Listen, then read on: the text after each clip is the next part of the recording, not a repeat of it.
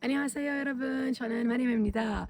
Hello everyone. I am Mariam, a JKS 22 scholar, currently studying the Korean language in Daejeon University. I'm in front of Daejeon Library, and next year I'll be moving to Seoul to pursue my master's degree in Seoul National University of Science and Technology, and my major is integrated IT engineering.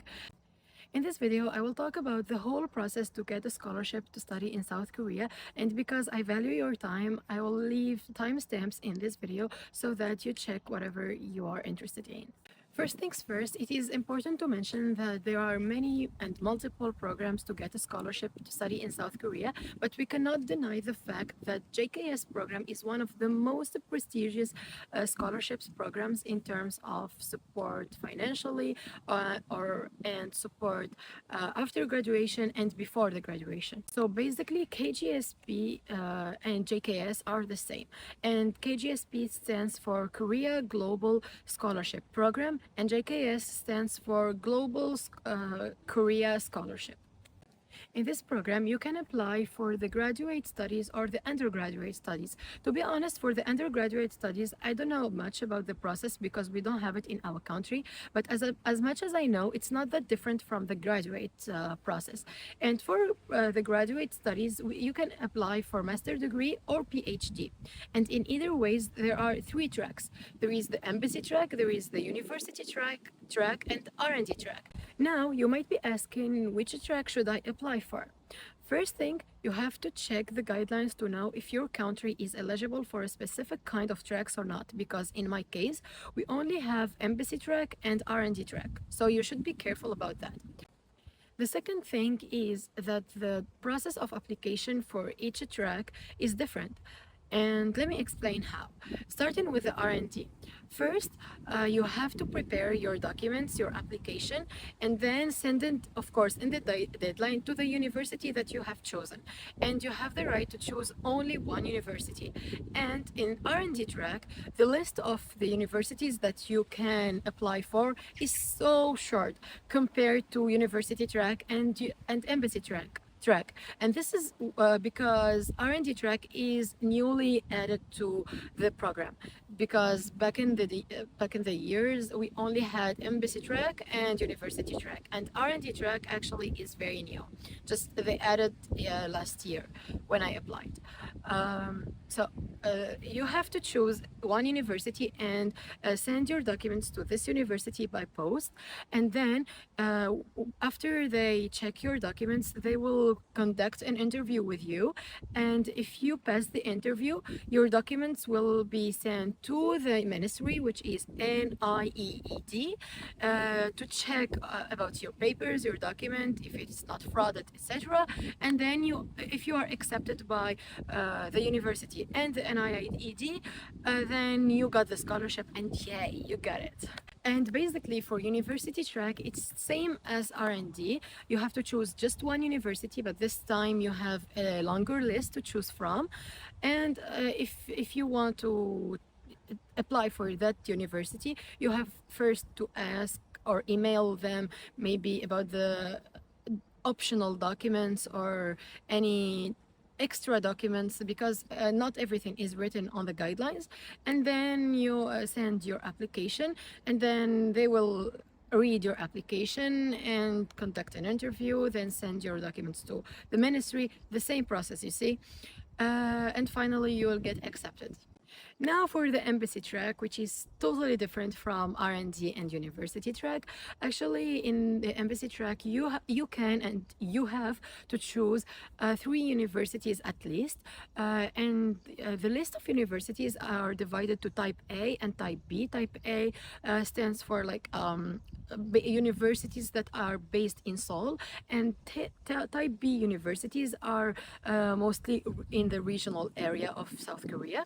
Anyways, you have to choose at least one university from type B in that 3 universities that you will choose from, you will choose or you will apply for. And As the university track and R&D track, you will prepare your documents, and instead of sending them to the universities, this time you will send them to the embassy. And you actually have to provide 4 copies, because 1 copy will be for the embassy, and the other 3 applications will be sent to the universities. But you will not have to care about that, because the embassy itself will send your application to the universities that you have applied for. So after sending your application in the deadline to the embassy, they will read your application and give you some remarks. And after giving you some remarks, maybe 10%, 20%, I don't know about how much, because it depends from country to another, of candidates, a specific percentage of candidates will conduct an interview in the embassy. Then, after conducting the interview in the embassy, they will give you another remarks and grading system. There is a grading system that's going on inside, etc. And then only a percentage of the percentage will be going to the second round of the process, which is conducted by NIEED. So this time the embassy will send your application to the ministry, and the ministry will read your application and read the remarks that the embassy wrote on your profile, and then they will see if you are eligible for the scholarship or not, and check all your documents, etc. And if you made it for the second round, you can make it to the third round, hopefully. The third round is actually conducted by the universities. So here the ministry will send the documents to each university that you have applied for, the 3 universities, and the 3 universities will read your application again and maybe conduct an interview, maybe yes, maybe not. Each university has its own way of doing that. So for my case, I had interviews with 2 universities of my choices. The other university didn't conduct any interview, and I know some people who did just 1 interview. So it really depends on the university that you applied for, and then after the interview with the university, they will email you maybe, or they will just post on their platform, website, whatever, if you made it to the third round or not. And if you made it to the third round, congratulations, you got the scholarship finally. So yes, the embassy track is totally different from the other tracks. Okay, after talking about the process of each track, it's normal to ask about your chances to get accepted in whatever the track you are applying for. So actually, first of all, you have to consider that for each country, there is a specific quota of candidates they will take from. So it's kind of tricky. So you have to check the guidelines to know about the quota of your country and take care of that. A second thing, the universities themselves, they have a specific quota of candidates, and it really depends on the competitivity here, and how much your profile is strong against the other candidates. And be careful, because in the embassy track, you are against in the first round, you are against the other candidates from your country. But in the third round, when your papers are sent to the university, you are against the candidates from all around the world. This is for embassy track. And for R&D/university track, from the first time, you are against the candidates from all around the world. So here the difference between the tracks, and you should be careful about that to know your chances to get accepted in a specific university. If it is like, for example, Sky University, which is Seoul National University, Korea University, and Yonsei University, and PNU, etc. They are really competitive, and many candidates want to join such universities, so you have to be careful about your choices.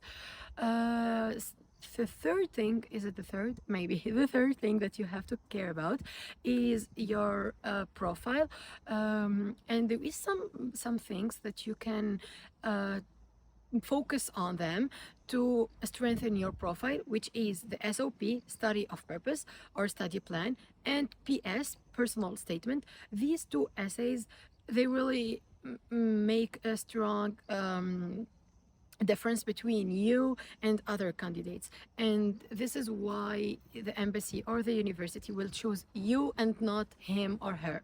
So take care of that. Write good essays, focus on how you are gonna benefit Korea. This is the key point.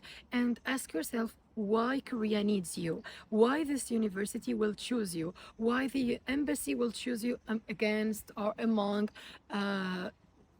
10 or 12 or 10,000 or whatever candidates. Why you? Why not he or she? So if you answer to these questions, you will definitely write a good essay, and you should convince them. And a key point for that, maybe you don't know the term of personal branding. If you know it, that's fine. If you don't know it, just Google it. You have to know about that. And here, personal branding is so important in your essays. It's not only actually in JKS program or these essays, but in general in your whole life, you have to know how to personal brand yourself to get a good job or a good internship or whatever. So, as you noticed, I talked about SOP and PS before talking about the GPA. Because, okay, for the GPA, there is a minimum like 2.64 every year, sorry. Every year they maybe change it, but every year it is 2.64 out of 4 American scale. But it's not that important. The GPA, I know it's important, but PS and SOP is more important than your GPA. So even if your GPA is kind of low, don't worry, just uh, do your best and try. You are losing anything. After all, you are not losing anything. So yes, do it. Okay, I talked about the guidelines many times, so here where you can find the guidelines. Actually, you can find the guidelines of this year and the previous years in studyinkorea.co.kr. And if you visit this platform, you will find the guidelines and everything related to KGSP. And usually they post the guidelines for graduate program in late February, and application starts on early March of each year, and it's only open once a year. So if you are interested to join, you have only one chance to join per year, of course. Here I have to mention one thing. If you didn't get the scholarship from your first time, you can get it from the second time. If you didn't get it from the second time, you have another chance the third time. But if you didn't get the scholarship from the 3 times, I'm sorry, you cannot apply another time for the fourth time. Yes, this is so bad.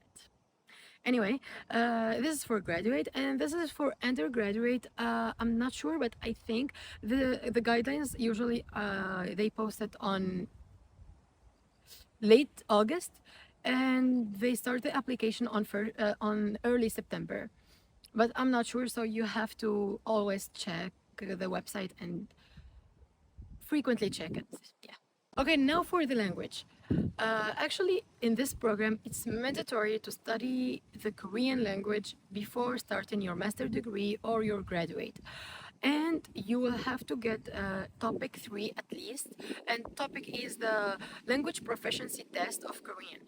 So you have to get at least topic 3 so that you can pursue your master degree or PhD. If you didn't get the topic 3, there is no chance to go to the master degree. Well, there is an exception if you got like at least 70% of the topic 3. I think you have the right to do another semester, study another semester, the fall semester, and pass another time the topic exam. But you have the time to get the topic 3. If you didn't, then bye bye. But I think you can do it because it's not hard. Anyway, let's not complicate things. But the bad thing is if you didn't make it and you have to study for that fall semester, you have to pay some sort of money because it's not funded by the government. However, if you have topic 5 already, you can just skip the language year and immediately start your master degree or PhD or whatever. And this is like a shortcut in the scholarship. That's good. If you have the topic 5, then just submit it in your application. Uh, Now I will talk about the application documents. Actually, everything is written on the guidelines, but I will walk you through it. Okay, first of all, these are documents to complete. It's just application forms, the personal statement, and the SOP that I talked about earlier. And if you are applying for PhD, you have to write your research proposal. But if you are a master degree, there is no reason to write a research proposal, and you have to get one letter of recommendation. And here one tip for you, special for you, for the recommendation letter. Actually, I recommend you to go to your supervisor or your teacher that taught you for several years to write you your recommendation letter, because the recommendation letter is actually made for the other universities to read it, right? I think if another teacher, your like future teacher or future supervisor, will read the recommendation letter that your previous teacher or supervisor wrote it, and he will praise you and talk about how much hard worker you are and how serious you are, etc. Like the future teacher of you will be okay. This is perfect. He will like be comfortable while reading it, and he will trust more your teacher or your supervisor. So I highly recommend these two profiles to write your recommendation letter. Now back to the documents that you have to complete. JKS application agreement. This is an agreement that you have to sign, and the personal medical assessment, some medical examination that you should do, and it's perfect. Then the second part is certificates, and this is required, of course. So if you are applying for master degree, you have to submit your bachelor graduation, and if you didn't graduate yet, you have the right to submit an expected graduation that you have to get from your university and signed and sealed by the university.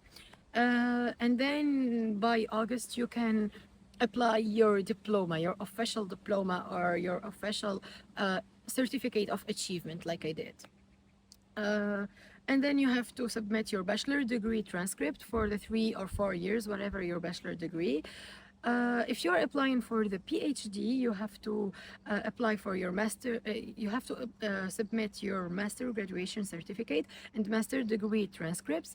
And by the way, if you had already a master degree and you want to apply for another master degree, you can do it. However, it's a little bit tricky, and they might ask you about why you are applying for a second master degree and not PhD. So you have to prepare an answer for that, and you have to convince them. If not, be careful. Whatever. The second thing, this is for postdoctoral research. You have to prepare a doctoral graduation certificate and a doctoral transcript as well. That's for PhD or postdoctoral. Next. You have to provide your application parents proof of citizenship, because you don't have to be Korean, you don't have to have the Korean nationality. So yes, this proof of citizenship. And if you have any topic certificate, as I said before, you can submit it. It's a huge plus for you. And what else? For the extra documents, like optional documents, you can submit some extracurricular certificates if you have, or published books, or published anything. You have published books or research awards. If you have won some competitions or hackathons, just submit a proof of it. It will be a huge plus for you. And what else?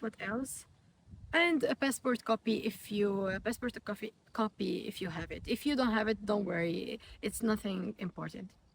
Okay, now after talking about the JKS, the process, the difference between tracks, the documents needed, everything related to the application, now it's time to talk about money, and we love money. Yes. So for undergraduate, you can get 900,000 won. For this is for undergraduate. For graduate, you can get 1 million won. And if you have topic 5 or more, topic 5 or 6, you can get some kind of gifts. You can get extra money like 200,000 won. Yes, but for this scholarship, you will have to pay the housing from your scholarship. Other than that, it's your scholarship, so you can spend money on whatever you want. You can manage your money in your way. You're free, but the tuition and all, it's already paid by the government because it's fully funded. Okay, now I think I talked about everything. I wish you good luck. If you have any other question, please let me know in the comment section below. And don't forget to like, subscribe. And if you like the video and found it helpful, please share it with your friends. I'll be really thankful about that. And I will see you on the next video. Bye!